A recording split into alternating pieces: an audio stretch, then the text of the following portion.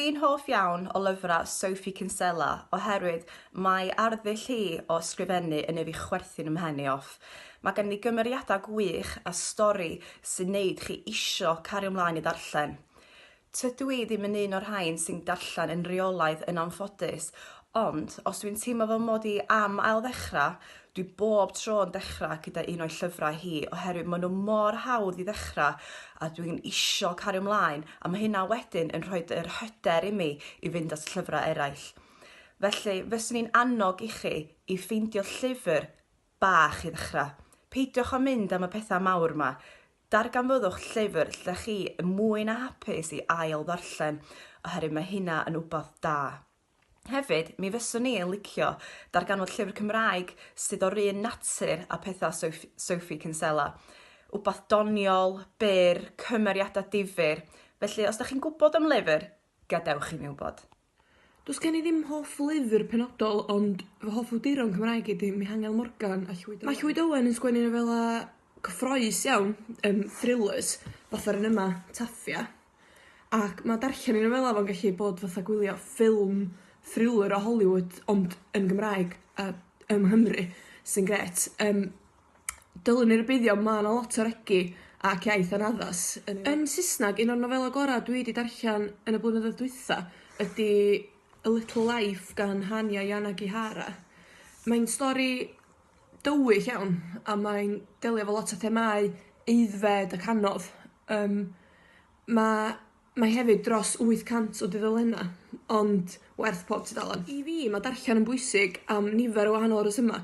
Pethau amlwg fatha gallu gwella sgiliau iaith, sillafu, gwella geirfa, dysgu. Bwysig gallu darllen mwyn gallu mynd o gwmpas y gymdeithas o ddydd i ddydd, darllen cyfarwyddiadau, darllen arwyddion. Mae yna resymau eraill hefyd. Mae darllen yn bwysig i blant a bobl ifanc yn enwedig mwyn i dysgu nhw am y byd, gwahanol sefyllfaoedd, gwahanol ddiwylliannau, gwahanol bobl, sydd yn y pen draw yn gwella i dealltwriaeth nhw o'r byd ac o'r holl wahanol bobl sy'n byw ynddi. There are so many books I have read and loved, but one of my favourites is Dombey and Son by Charles Dickens. He's a brilliant storyteller. He creates interesting settings and really vivid characters.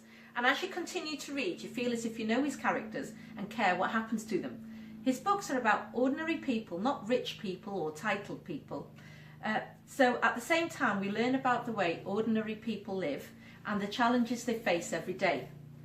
It was also a time of great change. The spread of the railways transformed how people travelled and communicated with each other, and railways and trains play an important part in Dombey and Son.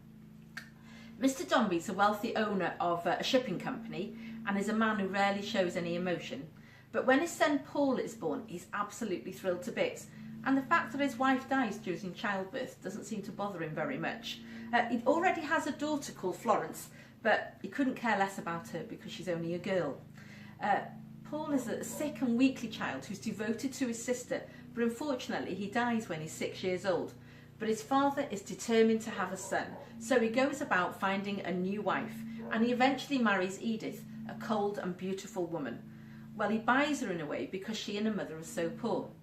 Throw in a series of fascinating secondary characters, lots of interesting events, and I promise you, you will laugh and cry and read the last 3 or 4 pages very slowly because you can't bear to say goodbye to Florence and her family. Now, why should you read? Well, the more you read, the more things you will know. So reading increases your intelligence, and sitting down reading a book means you have to focus and concentrate. And if you do that on a regular basis, you will strengthen your attention span. But more important than any other reason, you should read for entertainment. There are books out there to suit everyone. Books to suit your age, to capture your imagination, and it doesn't matter what your age or your interests are, you will definitely find a book that you will like if you try hard enough. Un o llyfrau diddorol dwi bod yn darllen yn ddiweddar ydy The Chamber gan John Grisham. Mae hon yn nofal sy'n dilyn bywyd dyn ar death row yn America.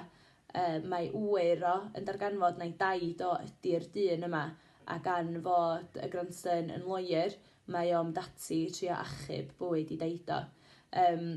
Mae hyn yn golygu edrych i fewn i hanes bywyd y dyn yma sydd ar death row. Felly mae hyn yn dod â llawer o bethau erchyll i fyny sydd wedi bod yn digwydd yn y gorffennol. Mae'r stori wedi cael ei gosod yn y 1960s, felly mae lot o sôn am hiliaeth a'r Ku Klux Klan yn y llyfr yma. Felly mae'n stori ofnadwy o drist. Ond mae yna wirionadd yn y llyfr yma, mae pethau fel hyn wedi bod yn digwydd yn America yn y gorffennol. A pethau fel hyn sy'n denu fi at lyfrau. Dwi'n mwynhau llyfrau sydd efo elfen o wirionadd yn nhw. Dwi'n licio dysgu am hanes a dysgu am bethau sydd wedi bod yn digwydd dros y byd yn y gorffennol. When I was younger, my favourite books were definitely the Harry Potter books. I absolutely loved them, and I still do. They're probably still my favourite books, if I'm honest. But today I thought I'd talk about a different book, which is A Thousand Splendid Suns, which was written by Khaled Hosseini. It's about a woman called Marion living in Afghanistan when the Taliban regime, an extreme religious group, had taken over the country and were making the lives of people in that country absolutely miserable. Women in particular were treated extremely poorly, and we see this through the character of Marion in the book, who suffers dreadful abuse at the hands of the Taliban, and her life, throughout her life she struggles against all the challenges that she faces because of them. Now I won't ruin the ending and tell you exactly what happens in the story, but let's just say it's not an easy read. There are a lot of difficult themes that come up in it, but it's a book that really stayed with me and made me really think about, my life and how lucky I am to live in a country like this where I'm free to make, my own choices and to do as I want and lead the life that I want to lead. In comparison to, Marianne living in Afghanistan with so few rights. And it sums up why I think reading is so important, not just because of all the educational benefits that, us teachers go on about all the time, but because it can transport you to places that you've never been and are probably not likely to ever go, and it can make you think about things that you've not really thought about properly before. All I knew about Afghanistan was from what I'd seen on the TV and from the, the news stories about the Taliban. I didn't know about the average person living in Afghanistan and what life was really like for them. And so it taught me a lot and made me see things from a different point of view, from a different perspective, and reading can really do that. It can make you see the world in a different light, and that is why I think it's important that all of you go out and read as many books as you can. Heddwch o'r diwedd, dyma un o fy hoff lyfrau pan i'n blentyn. O'n i'n mwynhau cael mam a dad yn ei ddarllen efo cyn mynd i gwely nos, ac erbyn hyn dwi'n darllen o'u mhlant i cyn mynd i'r gwely. Dwi'n meddwl bod o'n bwysig fod plant yn cael clywed stori bob dydd ac yn darllen bob dydd. Fy hoff lyfr, does gynnau mi'n, mae gyn dibynnu be dwi isio ar y pryd. Fy hoff awdur, wel, mae rheina wedi newid dros y blynyddoedd, ond Dewi Prysor, Llwyd Owen, yep, definitely, sex, drugs and rock and roll, chydig bach o Pulp Fiction efo Ian Rankin a Inspector John Rebus. Be dwi'n darllen ar hyn o bryd? Llyfr hanesyddol am fywyd Iolo Morgannwg. Be dwi wedi bod yn darllen ers 20 mlynedd? Mwyn trio gwneud synwyr o'r creigiau o dan yn rhaid. A dyma be fyddai'n darllen nesaf. Awdur o Norwy, rhyw Pulp Fiction detective novel arall, jyst i switch off o ddiwedd y dydd. Y llyfr dwi wedi ddewis ydy Y Gwylliaid gyn Bethan Gwanas. Ac os da chi'n hoffi ffilmiau Back to the Future ac yn y blaen, yna'n sicr hwn di llyfr I chi. Dim car coch sy'n mynd â chi o un cyfnod I llall, ond cleddyf. Ac mae'r ddau brif gymeriad, Rhys a Mari, yn teithio drwy amser I helpu y criw yma o bobl, sef gwylliaid cochion mawddwy. Maen nhw'n cael eu hambygio ac yn cael eu crogi gyn yr awdurdoda, ac mae Rhys a Mari yn helpu nhw I oresgyn eu problemau.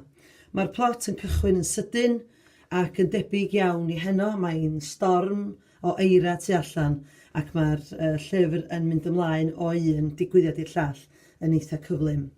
Dwi'n mond wedi cyrraedd tudalen 25, felly dim spoilers please. I'm here to tell you about my favourite book, An Astronaut's Guide to Life on Earth. by Chris Hadfield. Chris Hadfield is a retired Canadian astronaut and was the first Canadian to ever walk in space. Perhaps what he's most famous for is his zero-gravity version of Space Oddity by David Bowie, which has over 35 million views on YouTube.